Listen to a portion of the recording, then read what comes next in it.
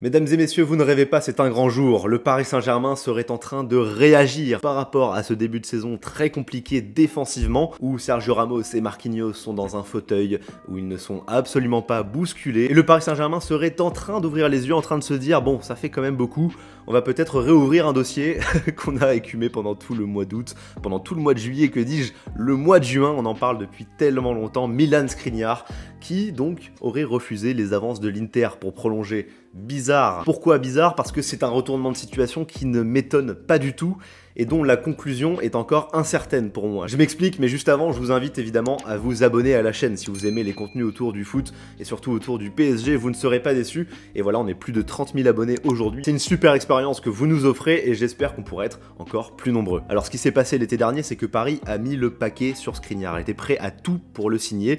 Un joueur, rappelons-le, en fin de contrat un an plus tard. Et donc tu avais cette volonté de passer à une défense à 3, d'avoir un joueur polyvalent et d'expérience comme Skriniar, qui a 27 ans, qui a encore de belles années devant lui, bref, il coche pas mal de cases. Et clairement, Paris n'avait Dieu que pour lui, au point de mettre de côté les dossiers Bremer, De Ligt, Christensen, Rudiger, etc.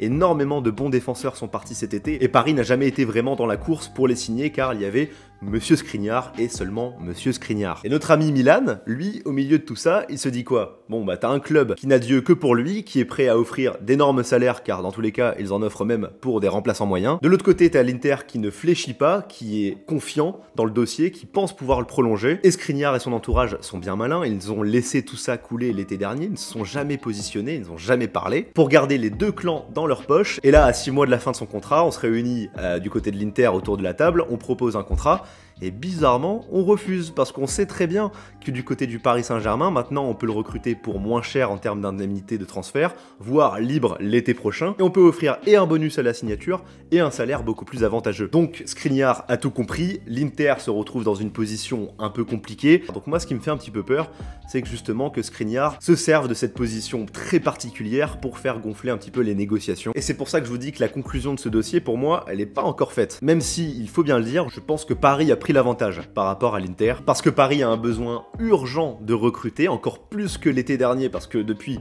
on a le recul et on voit que ça ne marche pas du tout défensivement, qu'il faut absolument de la concurrence, et que sur le marché, tu n'as plus de solution, puis ça reste un très bon joueur, comme je vous l'ai dit, qui a l'expérience de la Ligue des Champions, il est grand, 1m88, il est bon de la tête, il a aussi une qualité de relance dont on ne parle pas, mais il est à l'aise, ballon au pied, il peut apporter le surnombre au milieu de terrain, et avoir une assez bonne vision du jeu qui peut nous étonner, parce qu'à première vue, je suis bien d'accord, c'est pas vraiment le gabarit, le profil de joueur sur lequel on miserait pour une qualité technique ou une certaine finesse, mais je vous assure qu'il y a des passes en profondeur, des passes transversales qui sont très intéressantes de la part de Skriniar. Titulaire indiscutable depuis de nombreuses années avec l'Inter, qui peut jouer dans une défense à 4 notamment en sélection, et qui est habitué donc à cette fameuse défense à 3 depuis quelques années avec l'Inter. Clairement, je suis d'accord, dans le profil, c'est un joueur très intéressant. Je trouvais par contre très cher de le payer 60-70 millions l'été dernier alors qu'il lui restait plus qu'un an de contrat, et surtout alors qu'il y avait d'autres opportunités. Là, les choses ont bien changé. On parlerait d'un transfert autour de 15, 20, 25 millions d'euros pour cet hiver ou d'un transfert libre l'été prochain. Alors évidemment, l'Inter ne va pas nous simplifier la vie, ça c'est sûr, mais là, faut mettre le paquet cet hiver. C'est bon, t'as gratté 30, 40 millions, 50 millions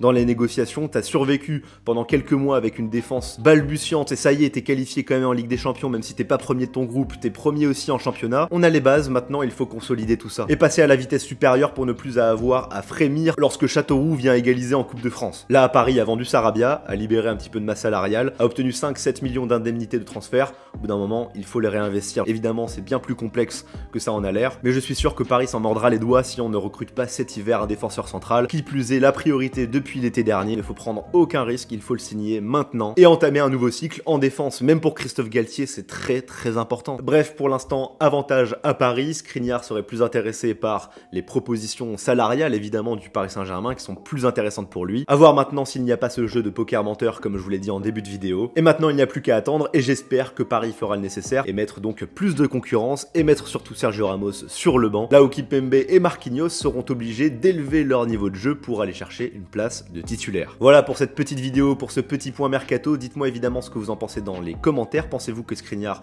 va signer au Paris Saint-Germain cet été ou cet hiver? Avez-vous d'autres pistes à nous partager dans les commentaires? Faut-il recruter aussi un attaquant vu que Sarabia est parti? Bref, racontez-moi tout ça dans les commentaires, on en fera peut-être une prochaine vidéo. Allez, c'était Théo pour vous servir et je vous dis portez-vous bien et ciao tout le monde.